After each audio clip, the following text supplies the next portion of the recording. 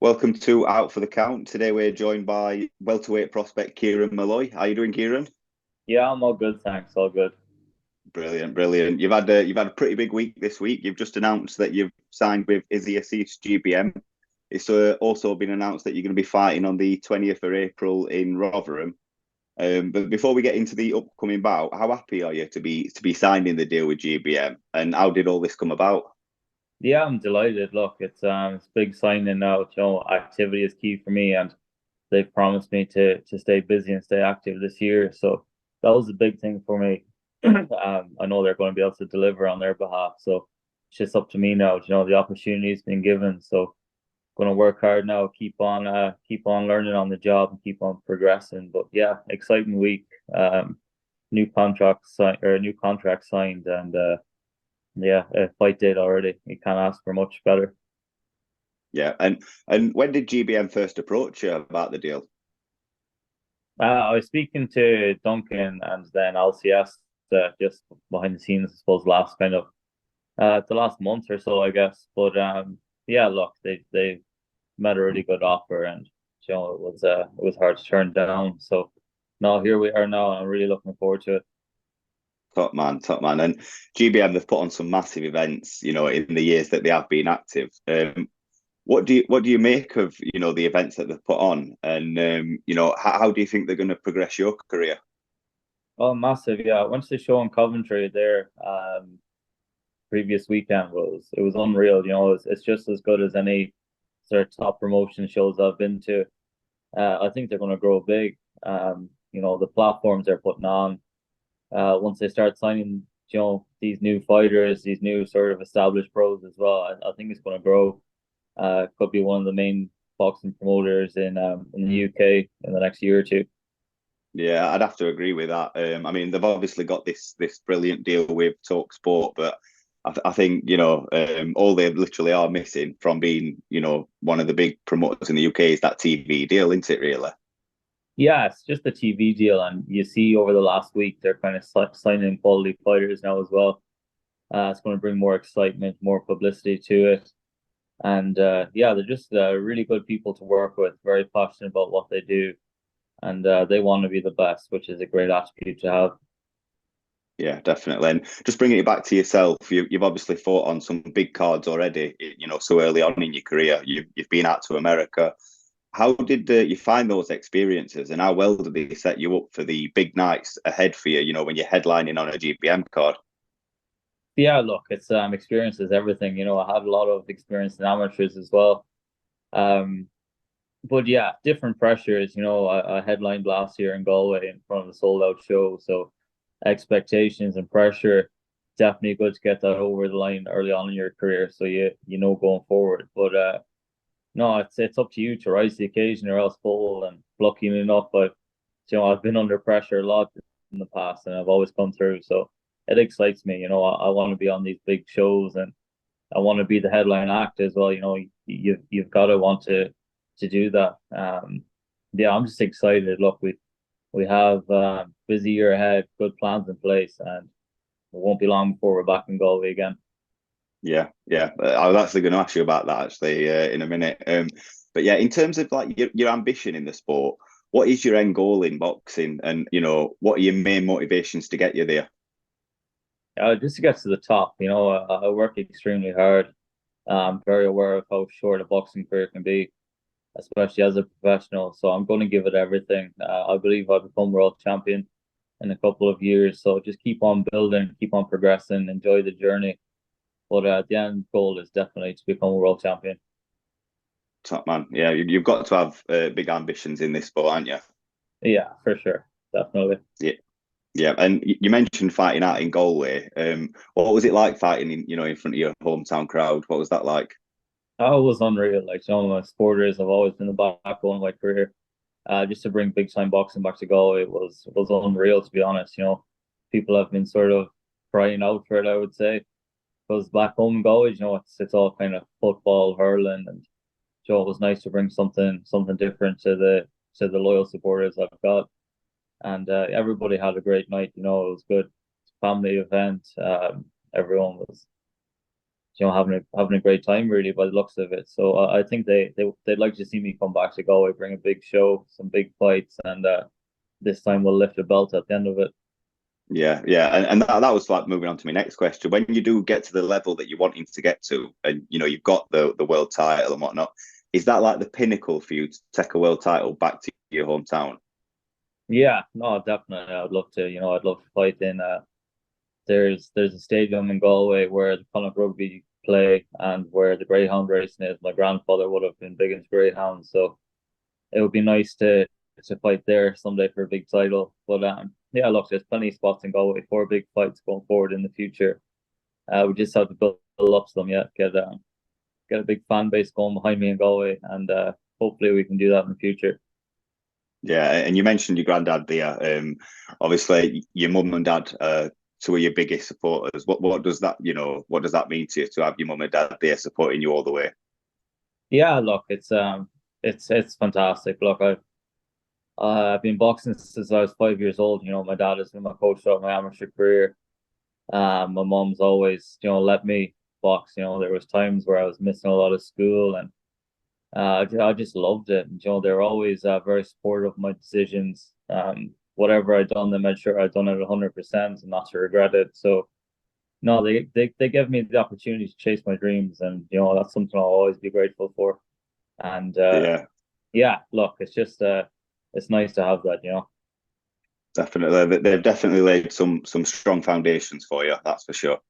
Yeah, definitely. Look, it's no, I'm very, very lucky. It's very humbling to have the support I have from back home. It's difficult being away from everyone, obviously, when you're over in training camp all the time over in the UK. But I've got great friends here in the gym now as well. I'm working under Angel Fernandez and Jason Allen.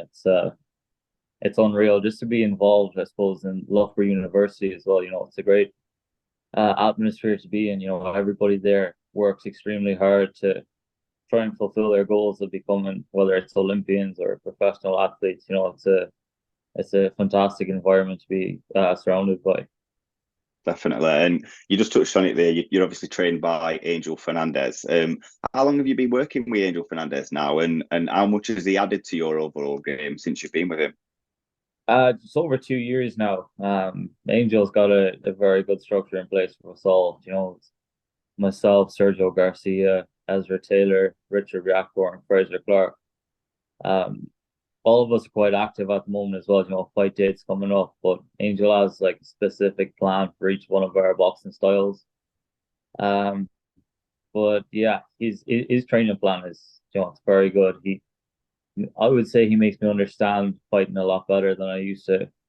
He breaks it down to small details, but you can it's more black and white than overcomplicating stuff. But yeah, he's definitely brought a lot to my game, and so I owe a lot to him. More confident, more stronger, fitter than I've ever been. So it goes down to obviously I would have liked to have been a bit more active in my first 2 years as a professional, but I've been crafting away in the gym here with the lads, and yeah, everything is all going good here. Yeah, yeah. And outside looking in, he seems like quite a meticulous trainer. But what do you think defines him as a good trainer?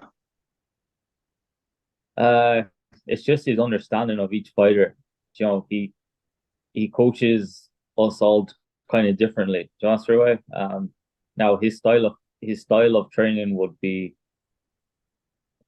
like he goes for knockouts. He wants us to knock our opponents out. Very strict coach. When we do stuff, we have to do it right. Hard work. He makes us all very disciplined. But yeah, it's just great. He's a great person to work with because he really makes you understand on how hard it's going to be, but got to push through these hard times. We're always training in adversity. Um, yeah, look, some days it's really tough, but it definitely brings the best out of us. And by the time it's time to fight, we're more than ready for that. And yeah, he's just a really good guy to work with as well. Yeah, it's definitely a really fan friendly sort of style he likes to teach, isn't it? Which only is only better for you guys as the fighters because that's what's going to sell tickets, isn't it? Really. Yeah, of course. Look, it's nice to to watch good slick boxing and stuff. But then at the end of the day, I think people do appreciate a good knockout or even a good tear up, you know. But as long as you've got the heart to stand and trade, that's what people like to see, and that's definitely something we train for in our gym.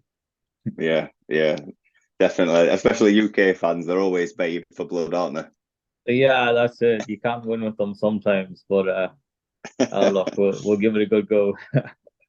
Yeah, yeah, and just moving forward to your upcoming fight that's recently just been announced, the 20th of April at Magna in Rotherham. How has preparation gone for the run up to this fight? Yeah, really well. It's all going good. Getting some great sparring with Sergio Garcia. Echo Esteman's been in a few times. Yeah, look, there's plenty of sort of welterweights, middleweights around the Midlands here. So very lucky now with all the sparring I've been getting. Preparations are good though, and yeah, I'm just looking forward to getting the ball rolling again. Yeah, yeah. And have you had an opponent announced yet, or are you still sort of like looking that over? We're looking at this possibly a Nicaraguan, 11 Morales. So I think he's 19-5 maybe, but good step up, good opponent, and yeah, I know he's going to be coming for a bang anyways. Definitely. A lot of fighters from that area of the world do, don't they, really? Oh, they do, to be fair, yeah. They're Yeah, always very game like. So yeah, no, so I'm looking forward to it. It's going to be a good challenge and be ready for it. yeah, definitely, mate. And with it being your first fight on GBM, are you looking to make a statement, or will you just be happy to get the rounds in? Look, you always have to look for a statement, you know. Just it's the reality of it as a competitive nature, I suppose. You always want to look good for people who come out and support you and pay for flights, accommodations, hotels. You always want to try and put on the best show, but at the end of the day as well, it's the main thing is to get a win, you know. But yeah, Definitely. I'm just looking forward to it. Look, I've had a couple early knockouts, my past couple of fights, so rounds will definitely do good. But if I get the chance, I'll be looking to take them out of there as well. Nice one. And your previous fights have predominantly been six rounders. I know you have done one 8 rounder. What's this one looking like it'll be? This will be an 8 rounder, and then probably move up to tens. Then after that, yeah. Look, I wanted to. Look, my past few fights, to be honest, should have been 8 rounders. I'm not too sure why they got changed last minute, but what can you do? We got them anyways. But yeah. Look, just looking forward to this one 8 rounder, and then start chasing those titles. Yeah, yeah. Well, definitely looking forward to seeing you in the ring. Come April the 20th. While I've Yeah. got you, I do want to ask you about your stable mate, Frazer Clarke. He's obviously going up against Fabio Wardley for the British and Commonwealth titles. How's Frazer been looking, in the run up to the fight, and how much of a test do you think Wardley's going to be for him? Yeah, look, it's a great fight. It's I think everybody's really excited about this now. The lead up has been really good. But from what I'm seeing, like, we're very confident Fraser's going to do a good job on him. It's a very tough fight. Realistically, you're looking at this as a 50-50. But the work he's been putting in, the just everything, he's been training very hard since Christmas now, knowing that this fight was going to happen sooner or later. So I think we're going to see the best version of Frazer Clarke this fight. A lot of pressure, a lot of expectations, but I think it's something he's been used to all the time, since he was on the amateur scene towards the Europeans, the World Championships, the Olympic Games. I think he takes that in his stride, and I think we're going to see a great version of Frazer on come fight night. Yeah. And as you mentioned, Fraser's gone through like the traditional route of amateurs, European Olympic team, and Wardley sort of gone through. I think he went through the white collar sort of route. Which route do you reckon benefits a fighter more, and or does it evenly matched in that aspect? I suppose, like, I went through the amateurs myself. I had over 220 bouts, so it's definitely important because you're fighting elite fighters from different nations in every fight. Nearly once you hit, say by the time you hit 19 or 20, you're constantly fighting against guys where have a good chance of beating you, medalists at major championships and stuff. So I think fighting those guys back to back to back definitely improves you, and to be competitive with them and beating them and stuff like that. You're fighting basically every style there is in the world. You could be fighting somebody aggressive, could be fighting slick boxers like the Cubans, could be fighting brawlers like the South Americans. So I think with amateur, you get a taster for everything that you're going to find out in the pros sooner or later. And at the pedigree he fought at, it's the highest in the elite amateur system. So yeah, I think it's definitely going to stand to him.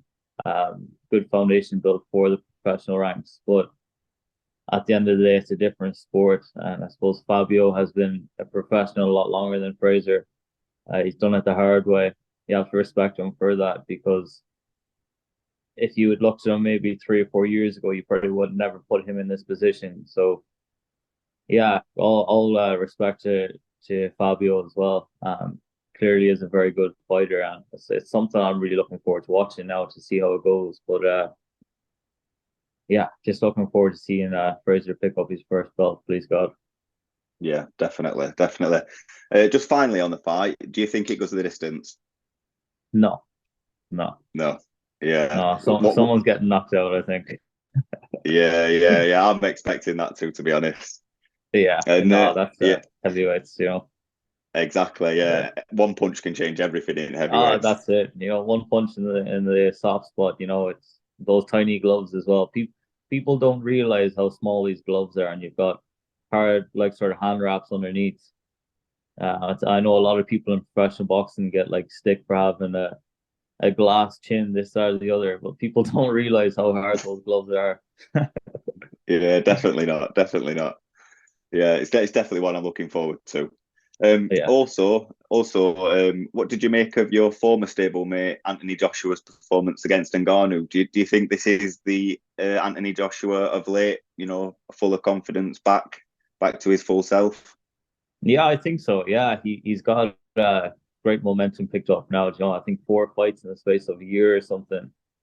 That's more activity than a prospect. So it's hard to beat. 4 nice wins, couple of million in the bank, and yeah, he seems to have his momentum back now, which is good. He's just doing stuff that he should have been doing all the time, really. He's always had that power, that explosiveness. It's great to see him use it now. Yeah. And who would you like to see him in with next? I know there's talk of him facing the winner of Fury and Usyk, but there's something about a rematch clause that might get in the way with that. I know Um, her. yeah, Yeah, there's some good fights out there now. Obviously you have Dylan White come back there on the weekend in Castle Bar, but I would like to see maybe a rematch with Joseph Parker. I think he's come on an awful lot. Be interesting to see how it goes if the Zhang rematch doesn't happen. But yeah, I think Parker is momentum and everything as well as Joshua is. I think could make for a good fight out in Saudi Arabia maybe. But ultimately, I would love to see Joshua Fury at it. So hopefully we can see that maybe next year. But no, it's exciting. We do need a heavyweight undisputed champion again. So I can't wait to see how it all unfolds. yeah, it's exciting stuff, isn't it? Yeah. Um, yeah. So, and I just want to ask you about one more fight, purely because you made your debut on their card. Taylor and Catterall. That's obviously been pushed back Mm. due to Taylor's eye injury. What have you made of the build up to that fight? Yeah, I suppose it's just as we all expected. Like, there is definitely hate there. Great fight. Look, the first time, honestly, I thought Catterall won quite handy. And I wasn't expecting that, Joe. I thought Taylor was going to take him easy enough, but done some rounds with Catterall last year as well. He's a very slick counter puncher. Um, Taylor will know how good Jack Catterall is this time, though, and I think it could be different. But really, I'm on the fence, or maybe leaning towards Catterall, but I really don't know. It's such a hard one to call. I know Taylor has been getting a bit of stick maybe for his last fight against Lopez. Well, I still think he performed quite well considering Lopez on his night when he's boxing well, he's one of the best fighters in the world. Um, And Taylor's been there, done that, undisputed super lightweight champion. He's got great experience on the big stage with the pressures. But yeah, to be honest, I'm on the fence with this one. What a fight! Yeah, I've got to say, I'm saying, to be honest, I'm on the fence. Yeah, Before the fight were announced, I remember Josh Taylor saying that he's struggling to get down to 140, but they've made this fight at 140. Do you think that's something that could potentially cost him the fight? oh, 100%. Yeah, look, he's a big super lightweight, and he looks quite heavy as well, even in the press conferences now. He could be, God knows what he is, but I know Calderol has been training all year round. He's very disciplined, dedicated to the sport.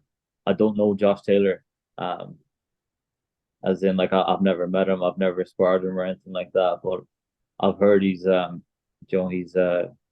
good at sparring and training and stuff like that when he's fully switched on. I'm sure this is a fight that'll get him switched on. So no, I'm expecting the best versions of both fighters come fight night. Can't wait to see it. Yeah, definitely. I'm looking forward to it myself. Yeah, It'd be interesting to see how it all pans out. That's for sure.